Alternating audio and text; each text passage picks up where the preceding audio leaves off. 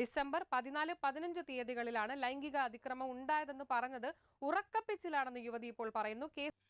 പ്രായമായാൽ ഓർമ്മക്കുറവുണ്ടാവും.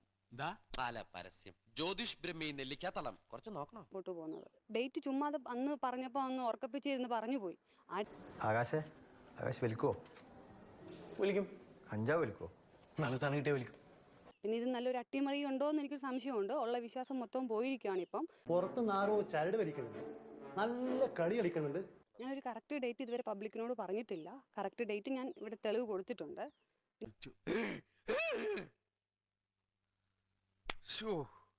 ഈ യുവതി തന്നെയാണ് നേരത്തെ മാധ്യമങ്ങളിൽ പറഞ്ഞത് താൻ ഈ ഡിസംബർ 16-നാണ് നാട്ടിലെത്തിയത്. 14-15 തീയതികളിലാണ് തനിക്ക് ദുബായിൽ ഇതുപോലെ ക്രൂരമായ പീഡനം നേരിടേണ്ടി വന്നത് എന്ന്.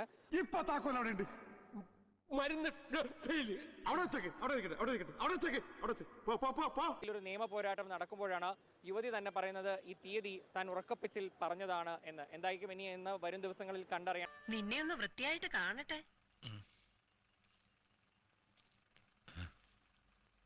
എന്തായിരിക്കും ഇനി എന്ന് വരും ദിവസങ്ങളിൽ കണ്ടറിയണം. ഈ കേസുമായി ബന്ധപ്പെട്ടുള്ള അന്വേഷണവും അതിന്റെ തെളിവെടുപ്പും ഒക്കെ കാര്യങ്ങളുടെ ചൂടാറുന്നവരെ മുറിക്ക് പുറത്തിറങ്ങേണ്ട കുറച്ചു കാലത്തേക്ക് വരുന്നില്ലേ? വരുന്നു.